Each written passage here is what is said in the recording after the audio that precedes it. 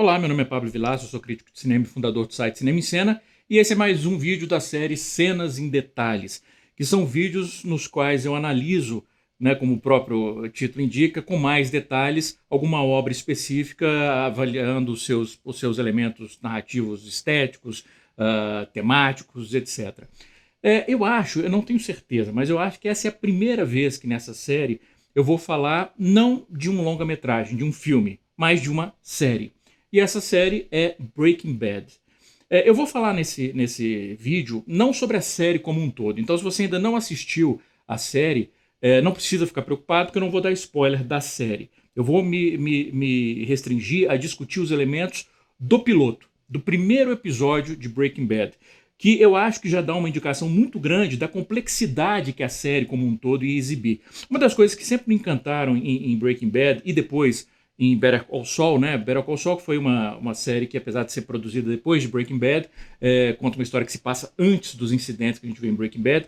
E uma coisa que sempre me encantou nessas duas séries e no universo concebido pelo criador, pelo Vince Gilligan, é a ambição visual da série.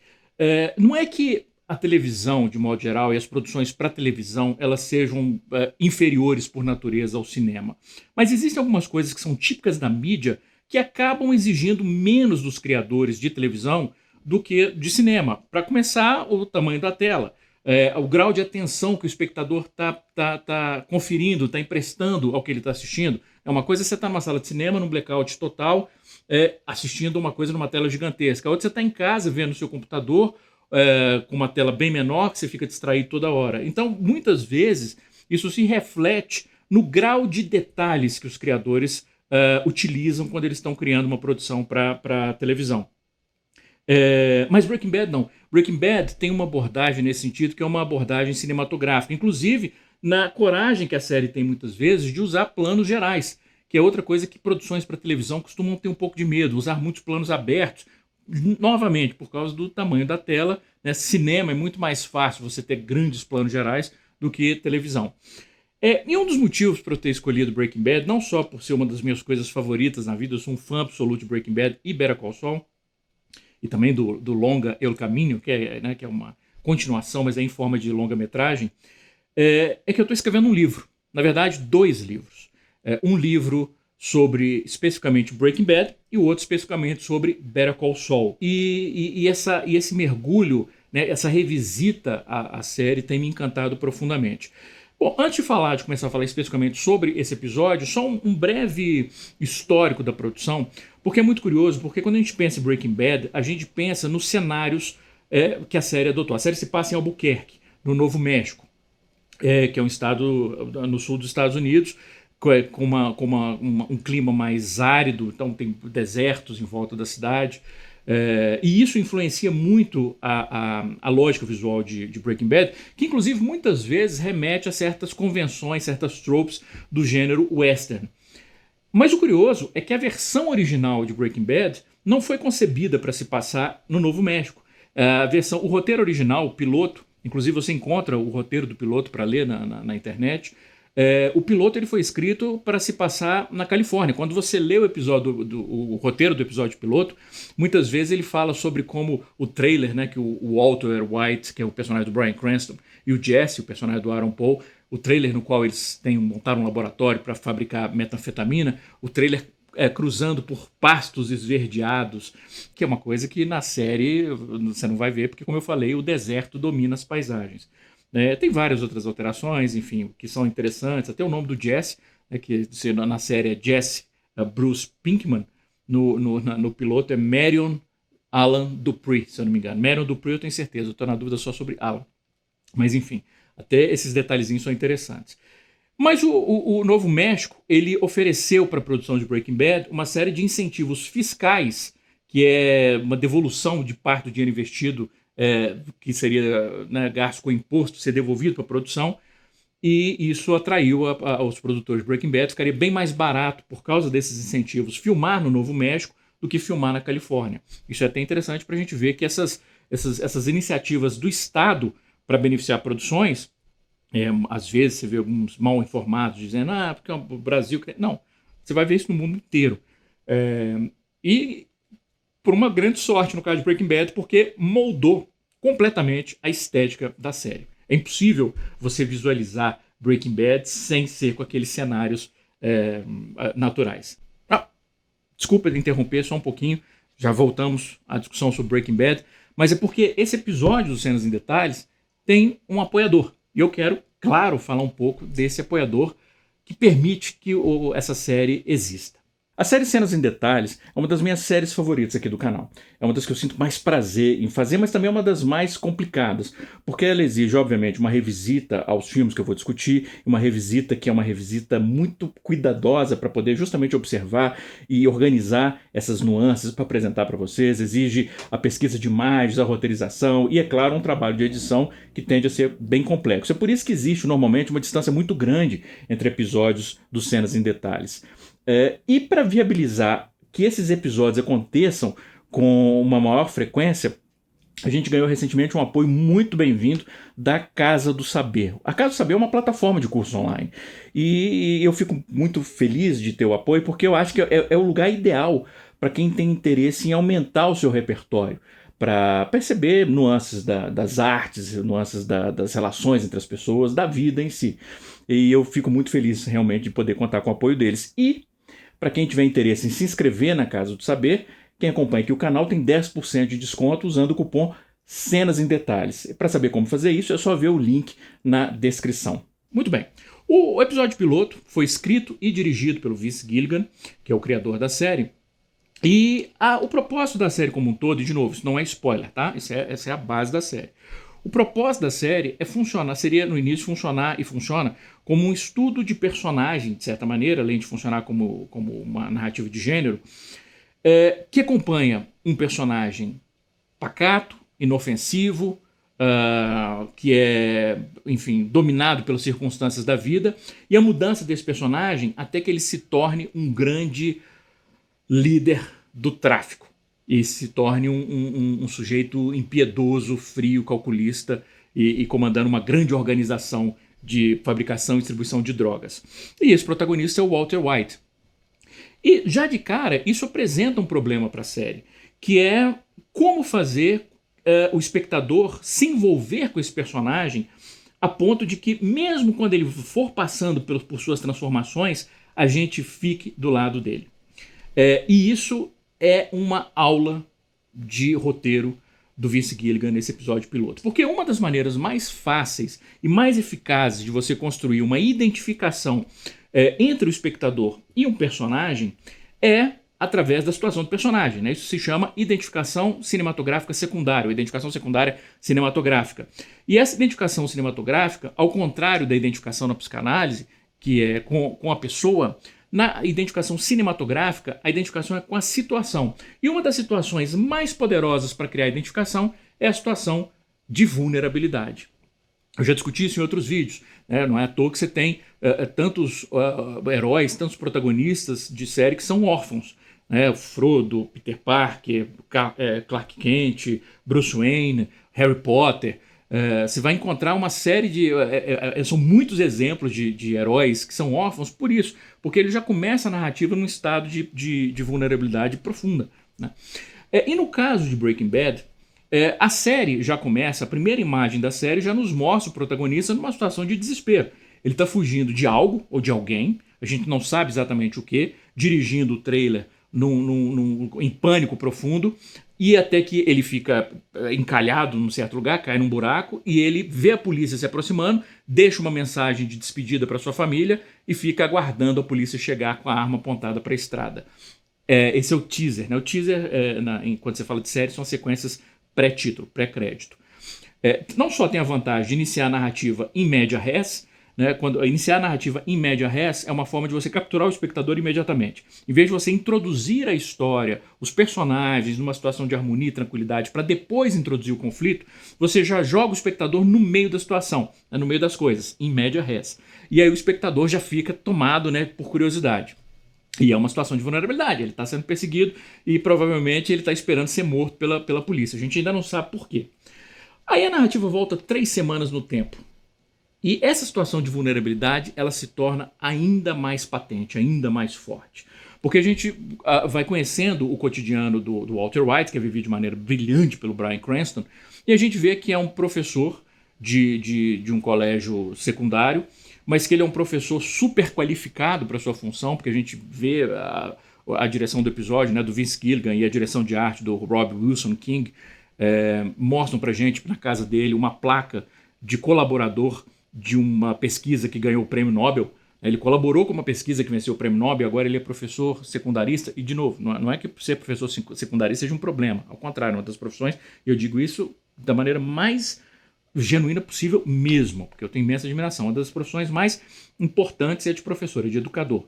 Mas no caso dele, ele é super qualificado, ele é um cara que ele poderia estar trabalhando em pesquisas com uma alta verba, pesquisas complexas, ou ministrando aulas em faculdades para doutorado, e ele está ministrando química básica para estudantes secundaristas, né?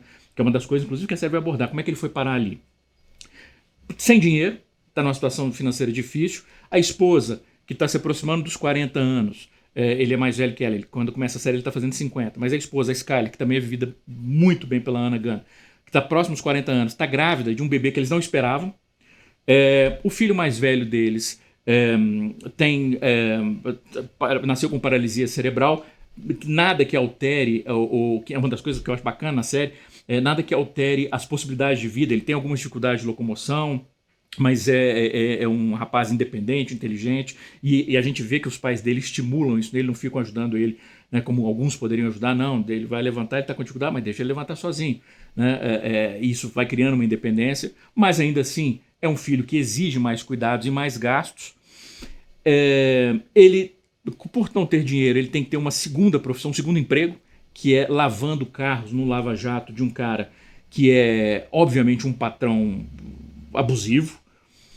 E ele ainda é humilhado nesse lava-jato, porque ele acaba lavando o carro de um aluno, e o aluno, né, achou divertidíssimo o professor dele, que chamou a atenção dele, agora está lavando o carro dele. E como se não bastasse tudo isso, a gente vê que ainda há um problema de, não vou nem chegar a dizer que impotência sexual, mais próximo, né, ele tem dificuldade de ter ereção, como fica claro no piloto, e a vida sexual dele é desinteressante. E, como se não bastasse tudo isso, ele descobre que ele tem câncer de pulmão sem nunca ter fumado e que o melhor prognóstico possível são 2 anos de vida. Acabou, gente, acabou. Quando a gente assiste tudo isso no piloto, a gente está do lado dele. Não tem como estar mais vulnerável. Então, quando ele toma a decisão de que para deixar dinheiro para sua família depois que ele morrer, ele vai usar os seus conhecimentos de químico para produzir metanfetamina, se normalmente a gente diria, pô, caramba, sério? Tanta opção, talvez, que ele tivesse, ele vai produzir droga, fabricar droga, né, e uma droga ainda com potencial destrutivo tão grande. Em vez de a gente questionar isso, a gente fala, coitado do Walt. Ele tem que fazer alguma coisa. Aqui eu vou fazer um parêntese. Essa é uma identificação que ela funciona de uma maneira tão forte que, à medida que a série vai avançando e o Walt vai passando por essas transformações que são o propósito da série, é muito curioso porque eu observei muita gente que continuou assistindo a série, justificando todas as ações do Walt, mesmo as mais sociopáticas, sempre achando que ele tinha razão em fazer aquilo, e isso se dá em função da identificação que é gerada no início da série. E o que eu acho que muita gente não entende é que você pode se identificar com o personagem mesmo que você não concorde com as ações dele, mesmo que você reprove moralmente o que o personagem está fazendo, e ainda assim você identifica com ele. Você pode até torcer para ele, você pode achar bacana as frases de efeito, as ações, mas ao mesmo tempo falar, não, mas não, né, não é coisa de gente bacana. E parece que essa é uma coisa que incomodou até o Vince Gilligan com o decorrer da série, né? Ele percebeu que existia uma hostilidade muito maior dos espectadores em relação a Skyler, que é a esposa do Walt, do que com ele, ou com o Gus Fring, ou com outros vilões, outros sociopatas que vão aparecendo ao longo da série. As pessoas tinham mais tolerância com eles do que com a Skyler, cujo maior pecado foi se colocar assim, né, meu marido está fabricando metanfetamina. Não é aceitável isso. Mas enfim. E essa identificação, ela, como eu falei, é uma identificação que ela acontece de uma maneira muito, muito forte. E como eu falei, ajuda também a performance do Bryan Cranston e a gente conhecendo a relação dele com o Jesse Pinkman, que é um ex-aluno vivido pelo Aaron Paul. Essa é uma relação que vai estar no centro não só do episódio, mas da série como um todo. Além disso, nesse episódio, quando a gente vê a relação familiar do Walter White, a gente vai percebendo que existe um deslocamento dele para a periferia da própria família. Como a série começa, ele está fazendo 50 anos, tem uma festa surpresa, e é interessante você notar nessa festa como em vários pontos dessa sequência, dessas cenas da festa, a gente vê ele ao fundo. Ele é quase que invisível.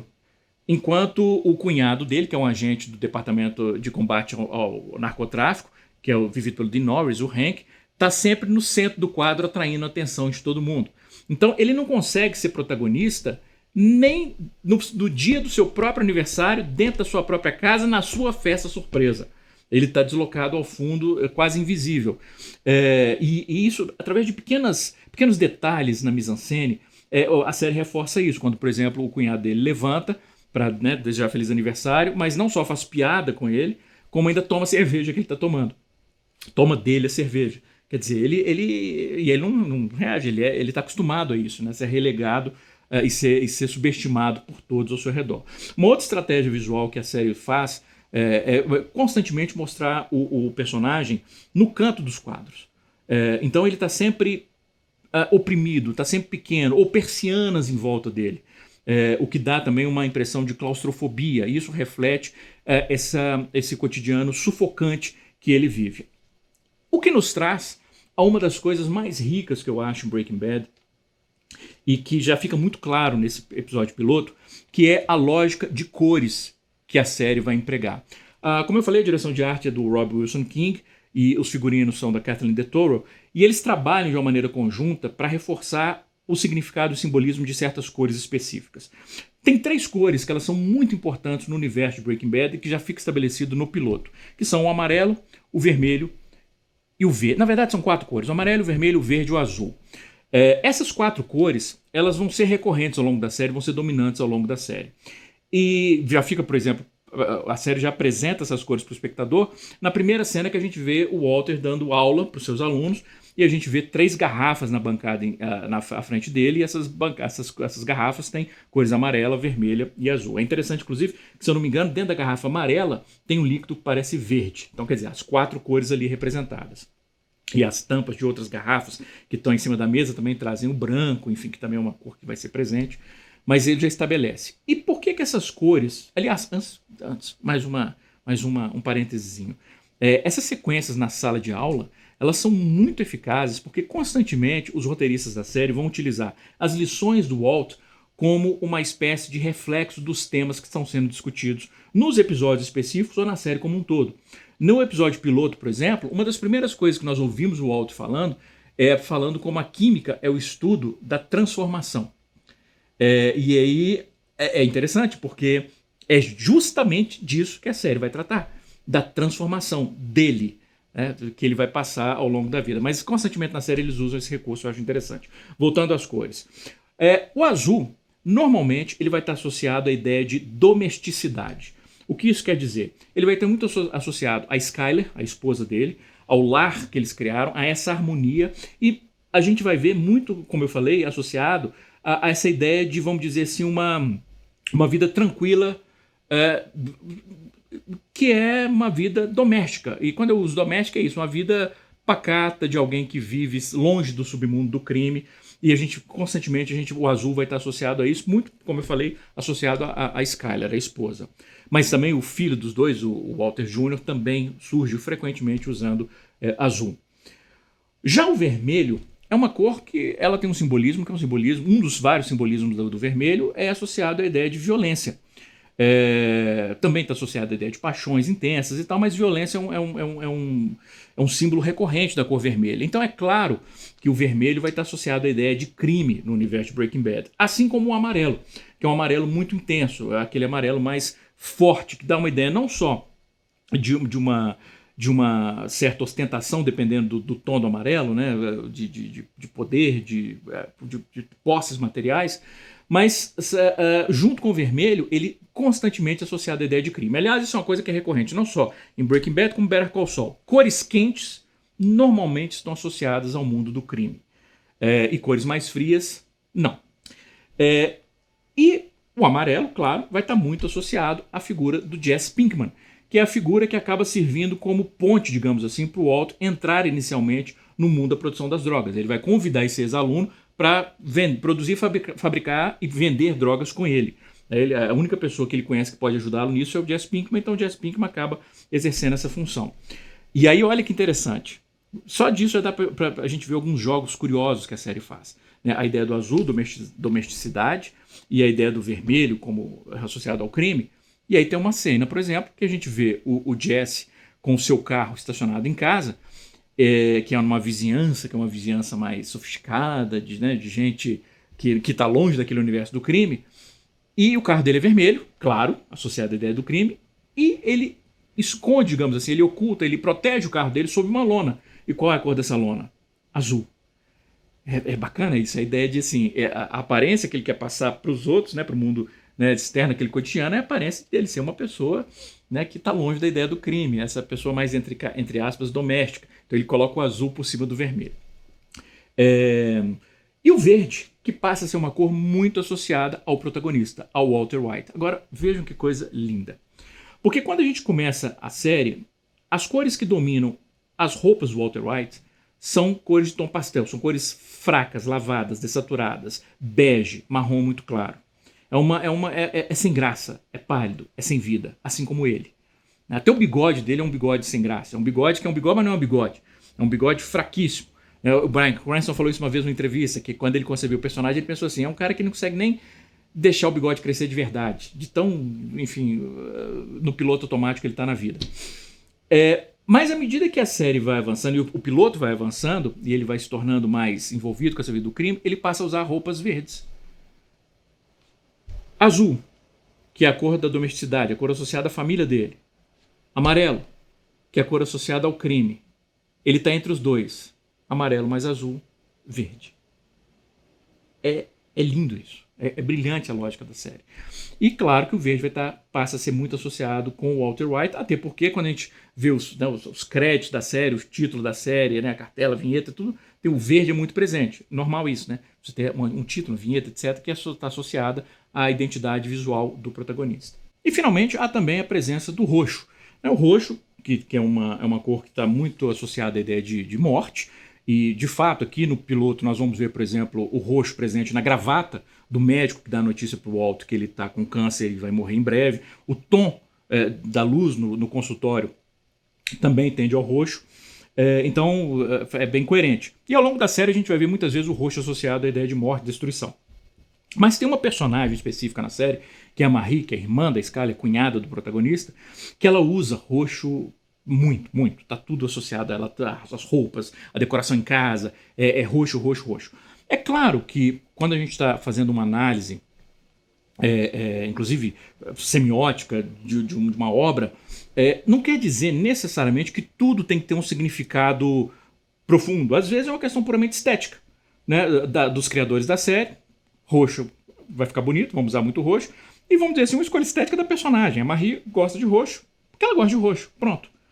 Mas existe um outro significado relacionado ao roxo que explica, eu acho, também a fascinação da Marie pelo roxo, que é o roxo está muito associado à ideia de realeza, de monarquia. E a Marie é uma personagem que muitas vezes ao longo da série nós percebemos que ela tem um certo sentimento de superioridade em relação à irmã, em relação à própria cidade que ela vive e em relação a muitas coisas. Assim, ela tem uma sensação de realmente assim, um narcisismo, um egocentrismo profundo, como se ela tivesse sempre que ser o centro das atenções, e talvez essa ideia, né, de realeza, de monarquia, dela sentir superior, também esteja relacionado ao roxo. Tem uma outra cor, mas é uma cor muito pontual, que eu acho também muito interessante, que a gente começa a ver também a presença dela no piloto, que é o laranja, muito associado a um personagem específico, que é o Hank, que é esse, né, o agente do departamento de combate ao tráfico. Aliás, essa sintonia, esse trabalho fino entre o figurino, direção de arte, criando vários simbolismos, em vários momentos de Breaking Bad a gente vê isso de uma maneira muito bacana.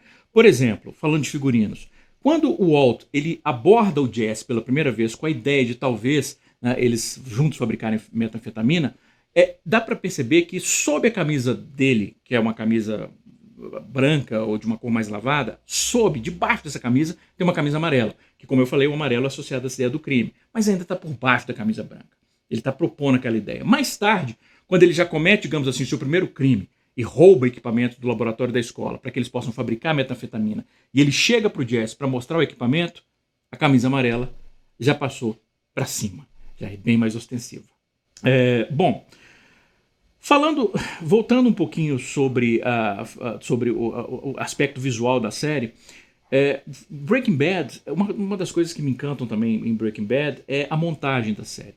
Essa montagem ela se destaca muitas vezes em certas sequências que são montagens, né, mesmo no próprio piloto, né, a montagem que vai mostrar eles fabricando metanfetamina, ou em outro episódio vendendo.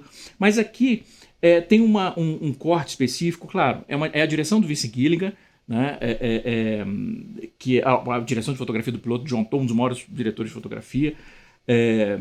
Mas também não só a direção e a fotografia, mas a montagem.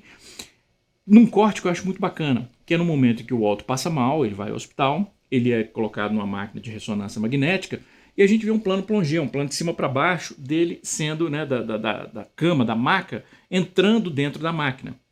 E a gente vê como se ele estivesse de cabeça para baixo. E corta disso para um reflexo dele na mesa, no consultório do médico, de cabeça para baixo também, ele recebendo a notícia de que provavelmente vai morrer em breve. E é lindo isso, porque é uma ligação temática, né? Você tem um raccord, um salto temático, que é da máquina usada para fazer o diagnóstico com a cena do diagnóstico em si.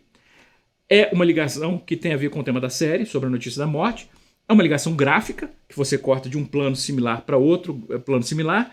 E tem um simbolismo muito grande, que é o fato de que o mundo dele está virando de ponta cabeça. Então é lindo, é lindo. E Breaking Bad faz isso constantemente. Uma coisa que me encanta é que muitas vezes você não vê em séries de televisão a paciência para encontrar calma suficiente para você dizer coisas não verbalmente. Alguns momentos do episódio, por exemplo, o Walt tem um certo momento que ele se empolga dando aula e ele fala como é lindo, e aí na química e tal, e aí ele olha para a sala e está todo mundo desinteressado. Ninguém está prestando atenção.